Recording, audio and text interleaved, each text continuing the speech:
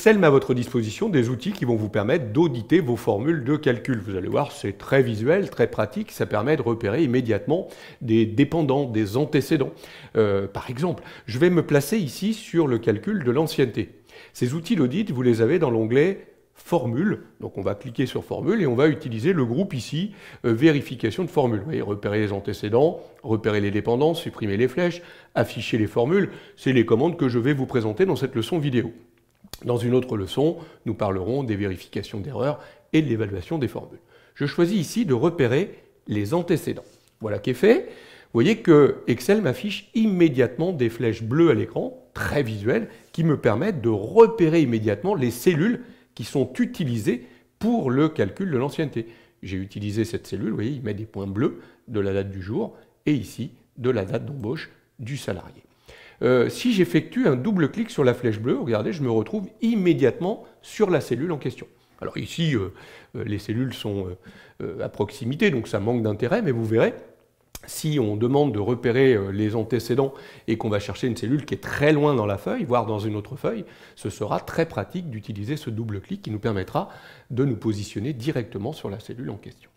Alors, quel est l'intérêt ici? Je vais déjà supprimer les flèches. Donc, je vais revenir là-haut dans mon onglet Formule et je vais choisir cette fois-ci Supprimer les flèches. Donc voilà, les flèches sont retirées de l'écran. Je vais faire une erreur ici, regardez dans mon calcul d'ancienneté. Je vais chercher la date du jour, mais au lieu de la mettre en absolu, je vais la mettre en relatif. Donc plus de dollars. Et vous voyez que du coup, quand je recopie ma formule de calcul vers le bas, j'ai des erreurs ici, pas forcément ici, mais j'ai une erreur de nombre. Alors regardez, je vais mettre ici, et je vais lui demander de repérer les antécédents. Vous voyez, je vois bien les flèches qu'il prend en compte. Je vais me placer ici, et je vais lui dire que je veux repérer les antécédents. Et vous voyez, du coup, ce qui est intéressant, je vais me placer ici, demander de repérer les antécédents. Ce qui est bien, c'est que ça me permet vraiment de voir les cellules que je vais chercher. Vous voyez que du coup, la date du jour, comme j'ai utilisé du relatif, est décalée. Donc ici, il va chercher en fait cette cellule-là. Alors évidemment, ça pose un problème dans le calcul et il va retrancher cette date-là. Donc vous voyez, ça me permet tout de suite de repérer des erreurs dans mes formules de calcul. Je vais supprimer les flèches. Je vais remettre évidemment ici mon adressage absolu en faisant mon petit F4 sur la date et recopier ma formule de calcul. Voilà, très bien. J'aurais pu, au lieu de repérer les antécédents, repérer les dépendants. Je vais me placer par exemple sur la date d'embauche ici et je vais lui demander, toujours là-haut, de repérer les dépendants cette fois-ci.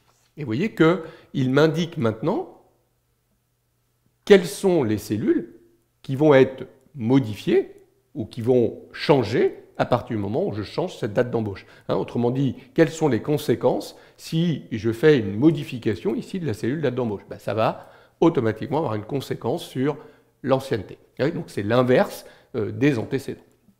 Très bien. Donc ça peut être très très intéressant de regarder tout ça. Je supprime les flèches, je reviens ici sur le salaire, je repère les dépendants. A priori, le salaire est utilisé dans le calcul de la prime. Donc la prime va utiliser cet élément de salaire. Je supprime les flèches. Je vais justement revenir sur ma prime, et là je vais repérer les antécédents.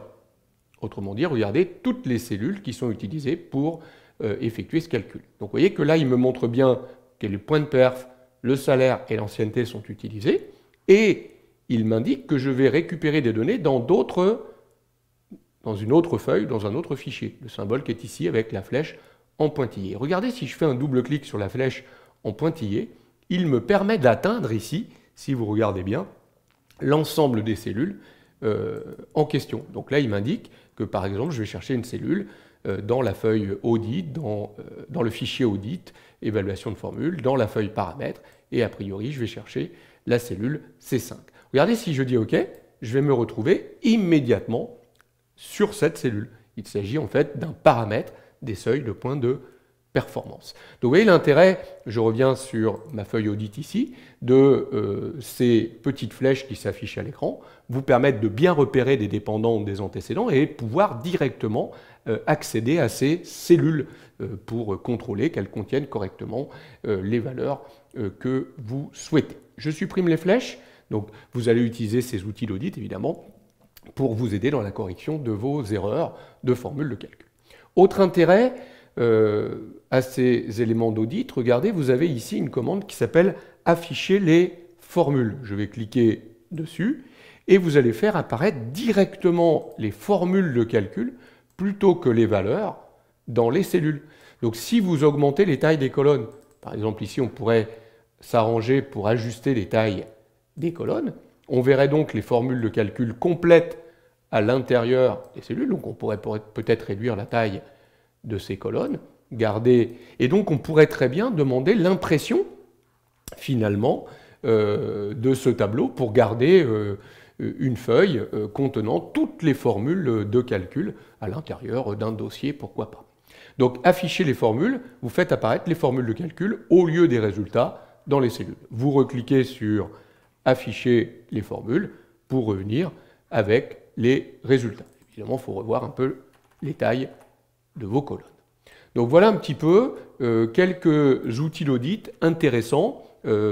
Faites apparaître ces petites flèches permettant de repérer les dépendants, les antécédents, afficher les formules de calcul, imprimer pourquoi pas la feuille avec les formules de calcul, de façon à pouvoir auditer vos applications de calcul.